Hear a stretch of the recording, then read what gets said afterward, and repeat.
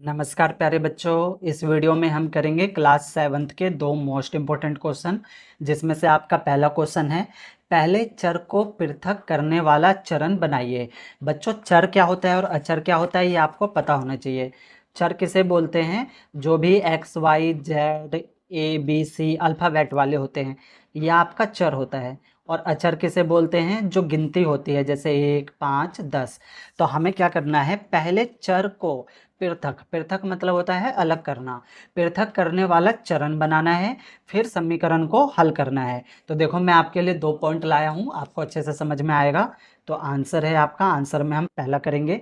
पहले में हमें दिया है x-1 इक्वल टू 0, और हमें क्या करना है, चर को पृथक करना है। तो देखो बच्चों, हम चर को पृथक कैसे करेंगे, यहाँ पर हमें माइनस का 1 दे रखा है, तो दोनों तरफ हम क्या कर देंगे, 1 जोड़ देंगे। माइनस है तो 1 हम जोड़ देंगे, तो हमारा क्या हो जाएगा, चर पृथक हो जाएगा। तो यहाँ पे हम लिखेंगे दोनों दोनों तरफ 1 जोड़ने पर। ठीक है बच्चों, दोनों तरफ 1 जोड़ने पर, तो ये हो जाएगा आपका x का x -1, और इस तरफ हम 1 जोड़ देंगे और इक्वल टू 0, और इधर भी हम क्या जोड़ देंगे, 1 जोड़ देंगे। अब देखो, ये प्लस का है और ये माइनस का है, तो प्लस माइनस कैंसिल हो जाएगा। बचा क्या आपका, x इक्वल टू 0 में 1 जोड़ेंगे तो क्या आ जाएगा आपका, 1 आ जाएगा, और ये हो जाएगा इसका आंसर बच्चों। ठीक है, तो ये हमने चर को पृथक यहाँ पे कर दिया, उसके बाद हमारा x का मान निकल गया। तो ध्यान रखना बच्चों, माइनस का है तो किससे करेंगे, हम प्लस से करेंगे। ठीक है, प्लस का 1 जोड़ेंगे। अब इसी तरीके से हम दूसरा करेंगे। दूसरे में हमें दिया हुआ है x प्लस में 6 इक्वल टू 2। ठीक बच्चों, अब ये जमा का 6 है, तो हम क्या करेंगे, दोनों तरफ 6 घटाने पर, यहाँ पे जुड़ा हुआ है तो घटाने पर, यहाँ पे घटा हुआ है तो जोड़ने पर। बस आपको इतना ध्यान रखना है। तो लिखेंगे दोनों दोनों तरफ 6 घटाने पर।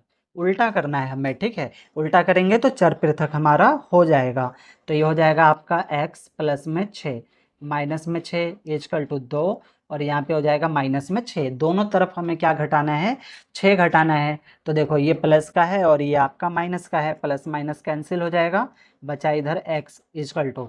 अब यहाँ पे 6 में से 2 जाएगा, तो 6 में से 2 जाएगा तो क्या बचेगा आपका, 4 बचेगा। निशान किसका आएगा, माइनस का, क्योंकि माइनस की संख्या बड़ी है। बच्चों, हम 2 में से 6 नहीं घटा सकते, इसलिए हम उल्टा घटाएंगे। 6 में से 2 घटाएंगे तो 4, और निशान हमेशा उसका आता है जो बड़ा होता है। तो माइनस का 6, यानी 6 संख्या बड़ी है 2 से, तो माइनस का निशान आ जाएगा। तो ये हमने चर को पृथक कर दिया, और यहाँ पे हमारा x का मान भी निकल गया, यानी समीकरण सॉल्व हो गया, और ये हो गया बच्चों इसका आंसर। ठीक है बच्चों, समझ में आया होगा।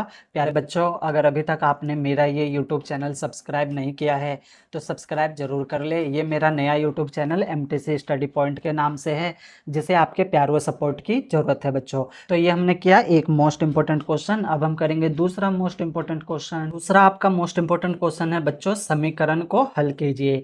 ये भी आपका मोस्ट इंपॉर्टेंट क्वेश्चन है बच्चों, ये आपके पेपर में आते ही आते हैं और पहले भी आ चुके हैं। तो देखो, इसको हम कैसे करेंगे। पहला है आपका answer number first, 10p is equal to 100। बच्चों, एक तो हम इसको डायरेक्ट कर सकते हैं, जैसे ये 10p है तो p इधर रह जाएगा, 10 उधर जाएगा तो बटे में हो जाएगा 100 के, और काट देंगे तो आंसर आ जाएगा। लेकिन बच्चों, हम डायरेक्ट नहीं करेंगे, आपके बुक में ऐसा नहीं दिया हुआ है। आपके बुक में पृथक करके दिया हुआ है, चर को पृथक करके। अब चर को हम कैसे पृथक करेंगे बच्चों, देखो बच्चों, मैंने आपको अभी बताया था, अगर प्लस का होगा तो दोनों तरफ माइनस करेंगे, अगर माइनस का होगा तो दोनों तरफ क्या करेंगे, प्लस करेंगे।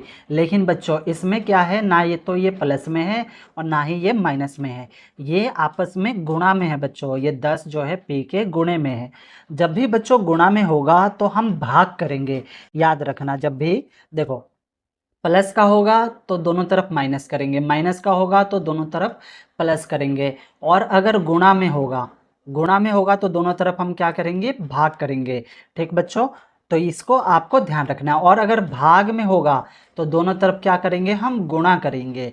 ये आप याद रखना, आपके सारे सवाल सॉल्व हो जाएंगे।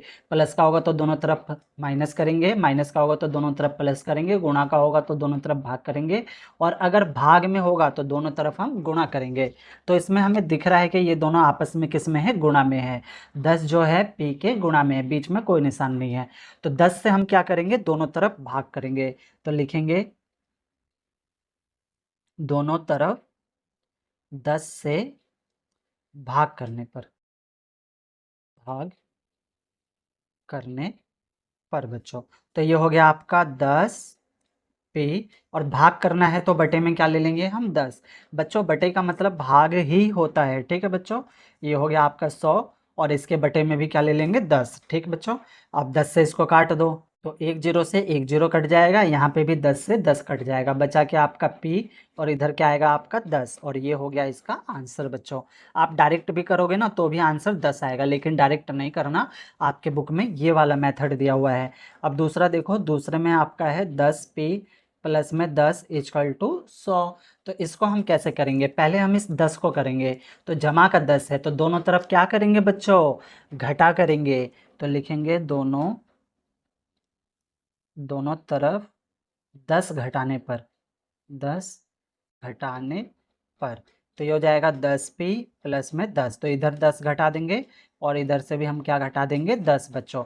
तो प्लस माइनस ये तो कट गया, बचा क्या आपका 10p, और 100 में से 10 गया तो बचेगा आपका 90। अब ये किस में है, गुणा में है, तो बताओ बच्चों क्या करेंगे, दोनों तरफ भाग करेंगे।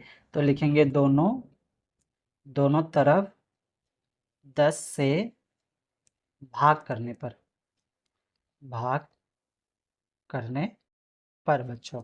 तो चलो ये हो जाएगा आपका 10p बटे में 10 इक्वल टू 90 बटे में 10, बटे का मतलब भाग होता है। अब इसको काट दो, 10 एकम 10, 10 निम 90, 10 से 10 चला गया तो p इक्वल टू 9, तो p आ गया आपका 9, और ये हो गया बच्चों इसका आंसर, ठीक बच्चों। उम्मीद है आपको समझ में आया होगा। सवाल में कहीं पर भी डाउट हो बच्चों, कोई चीज़ नहीं समझ आया हो, तो वीडियो को ना एक बार और प्ले करके देखना, आपके सारे डाउट ना बच्चों क्लियर हो जाएंगे। ओके, धन्यवाद बच्चों।